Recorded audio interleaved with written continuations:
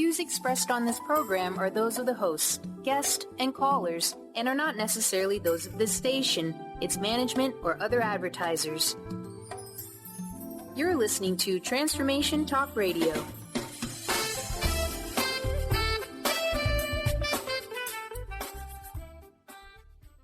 Welcome to Cultural Brilliance Radio, the DNA of organizational excellence with Claudette Rowley. Conversations that are transforming the world of culture and business. Claudette brings fresh, innovative perspectives that push the boundaries of what organizational cultures can and should be. Learn how to catalyze your organization's workforce into an authentic, intentional, and financially successful culture. Now here's your host, Claudette Rowley. Hey everybody, this is Dr. Pat. I'm here with Claudette because we get to tag team and do an amazing show. I'm so thrilled to be talking with all of you. It was really exciting to have Claudette launch Cultural Brilliance Radio, the DNA of organizational excellence. And along the way, we get to see what the world right now has out there when we're talking about culture, but also what it doesn't have. And so today's show, we're going to be talking about, what this means to have an incredible, brilliant culture. That's what today's about. If you haven't heard any of our previous shows, let me tell you what Claudette does is she works with organizations to get at the core of how they can be the best that they could possibly be. And she's done this by taking years of experience as a strategist and building collaborative executive leadership teams, building collaborative organizations, but most importantly, building collaborative organizations that are high performing. And that is the key. The fabulous model that she's created, the model of authenticity, design, and integration, is something that has not been put together in that way. So not only is this new, but this is about renewed. The idea of culture and creating it is something that organizations really don't look at as something that can be productive. Claudette takes this from a whole different paradigm. She is creating a completely new narrative on organizational culture. Claudette, thank you for joining me here today. It's kind of cool, right? Talk about the engine of a brilliant culture. Yeah, it is. Thanks for having me. Great to be here. Yeah. Well, brilliant culture. Let's talk about this because we sometimes talk about culture as if culture didn't have any people in it, right? Doesn't have any people in it. That's like talking about a garden that doesn't have any plants in it, right? It's the same analogy. But at the same time, we forget that we're not just individuals. We're a group. We're a team. So what is it that you're now looking at that helps us better understand this idea of team? We're really looking at, like you were saying, sometimes we talk about culture like there are no people in it. And to me, it's sometimes we talk about organizations like there are no people in it, as though we have an organization and we have people inside when there is no organization without people. And the same with culture. If you don't have people around, you don't actually have a culture because the people themselves have formed the culture.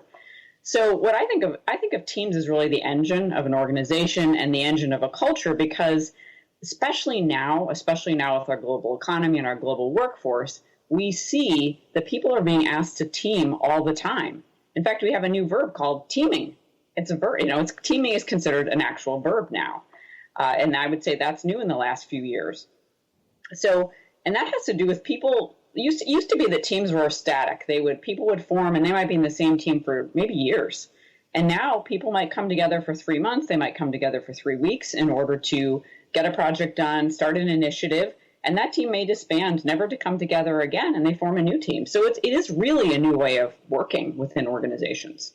You know what I'm really struck by about this is that every year, and maybe I don't know where you live, you all may be more consistent than most about this, but every year we go through this thing in sports.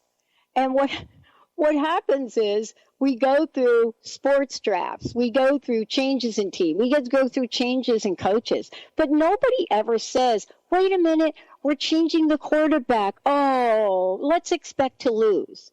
Do you know what I'm trying to say? We don't have that. But yet in organizations, we think we have to compromise whenever we're talking about building teams, rebuilding teams, project teams. How do you help change that mindset? It's really, it is a mindset issue. That's exactly the perfect word for it, because people have to actually start thinking about how they work differently. That's the mindset change, that I might not work with all the same people. And really, they have to learn how to trust and connect with people much more quickly. As humans, and this, of course, varies person to person, but it might take us a while to trust people. We may not want to connect with people we don't know. We may want to stick with the people we do know. And in order to work effectively in teams, and the mindset really is, we have to learn to trust each other and connect with each other pretty quickly, or we're not going to be very effective in getting our work done. And the upside of that is you'll get to know a whole lot of people. You'll gain some new skills, and you can do a lot of interesting projects. And the downside is that teams that have to come together and get things done, and they don't spend any time on trust or communication, really aren't going to do particularly well. Yeah. Unless they're lucky. I'm so thrilled to be talking with you about this, because when we started to work together, and you were forming the idea of a brilliant culture of brilliance, your company as well, there was a lot of things that came to life. I mean, there was a level of animation, so to speak. If there could be some kind of psychological animation that goes on when you have an idea that seemed to be missing in previous definitions, right? This is really bringing new life into the worlds of possibilities when we talk about culture. What are other people saying as you're out in the world now, saying, hey, wait a minute, I'm looking at this from a cultural brilliance point of view. How are people talking with you about it? People are really interested in, I think they're focusing less on the brilliance part of it, because it's a really new way of looking at it. Yeah. But they like the idea of the authenticity, and they like the idea that we're going to tell the truth. I may not be using quite that word, but we're going to tell the truth. We're going to talk about what's really going on. They are agreeing that a lot of organizations don't understand their cultures, and there's a lot of research and surveys that have been done to substantiate that. So there's a lot of agreement around it. Like, this is actually a really interesting idea. I think people are really hungry for a different way to handle culture and to start to increase their stress levels within their organizations, because all the old organizational models, as we know, don't work, and it really ramps up the stress level.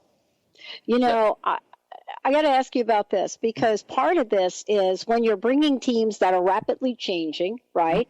And I think, it is the difference between having a sports team that gets together year after year and then putting a team together for the Olympics, right? Yeah. Right. So don't we have to learn a whole new idea about what this comes to mean? So what is it that you are talking to people about that they can learn? What are some of the most important things that they might have to learn that they didn't have to learn before? One of the big things, and there's a lot of new research and books being written about this, is this idea of psychological safety. One of the books by Amy Edmondson, who's a professor and researcher at Harvard, talks a lot about this. There's a book in the last couple of years called The Everyone Culture that talks about this idea of well-held vulnerability, which is very similar. And that is something in organizations, at least the ones I've been in, we have not talked much about. And if we've talked about it, we certainly haven't enacted it very well. And so that's a big deal. And it's really a key component. Like, organizations have to have some psychological safety intact so that people can trust each other quickly. They can be innovative and creative because they can make mistakes. And that's not a new idea, but I think what we're actually starting to see now is the fact that some organizations are saying, we can't just keep talking about it. We can't just keep researching it. We can't just keep writing books about it. We've got to actually do it and figure out a way to do it. And that's a big shift I'm seeing. Yeah. And, isn't this interesting, though? We haven't even talked about yet today the world of social media, the world of technology, and what the effect of technology is, right? I mean, I was a little shocked the other day when I was watching the baseball playoff game, and I saw that there was like an instant replay where you can, my gosh, the idea of overturning a referee in baseball is like the craziest thing in the world for me. But there's this technology element to teaming too. Mm-hmm. Is that part of the driving force for this, or how does a team really build that level of connectivity and communication? Mm-hmm. I mean, I think the technology it can help or hurt, right, depending on how you use it. So if you're going to just send emails back and forth, be on quick calls, that kind of connection's not going to work very well. I was actually facilitating a training yesterday in person, and someone brought up the fact, he said, people talk about the amount of email they have in their inbox. He said, but what you really have to look at is, are they physically all in the same location, or are they scattered around the world? And he said, in our company, for example, we're a one location company. And he said, people's email box, they're saying they haven't gotten email responses of people that literally sit 10 feet away from them. And his response is, get up and go talk to them. Oh. So it's really assessing, how to use technology to increase, I think, your relationships and your connectivity. And and when do you need to use your common sense again and say, I should just go face to face, talk to this person. I should pick up the phone. I should grab them in the hall and have a quick chat before our meeting and things like that. But when teams are not physically in the same location, or they're scattered around the globe, I mean, like Skype and so many different platforms are really going to help people have a face-to-face interaction, which I think is vital for teaming to work. I want to ask you about this. How far does an organization or leadership go to sort of impose this idea? And what I mean by that is, a friend of mine said to me a couple of days ago, if you leave this up to me, no, I'm probably not going to get on Skype. No, I'm probably not going to pick up the phone. And it was really interesting, all the kind of no's that I was getting. I was just like, okay, how are we doing it? And I finally turned around to him and I said, okay, well, how are you communicating? Oh, text messaging. Now, you and I both know the danger of text messaging, right? Oh, yeah. The danger of text messaging. And, people, we don't text very completely. It's just, especially in the business world.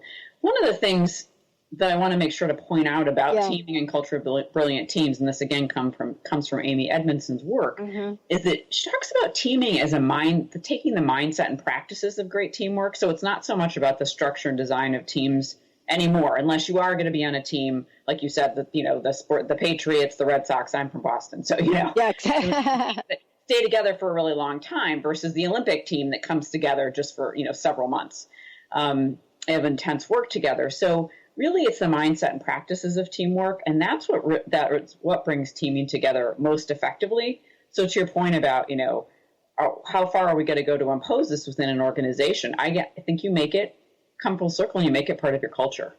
Yeah. That it's part of our organizational culture. We're going to connect in these particular ways with each other. I worked with virtual teams, where I've suggested, this was in the last few years,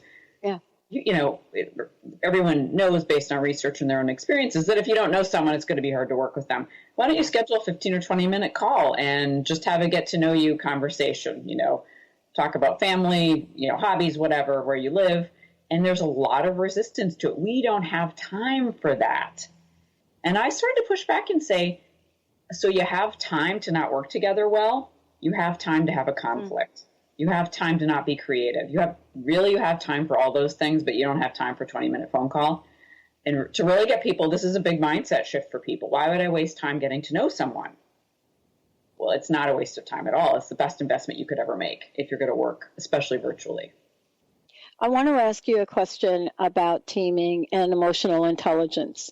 Mm-hmm. And the reason I want to ask you about this is because I know this is an area that you're not just interested in, but you're acutely aware of in cultural brilliance. Yes. And I don't know that we can say enough about it.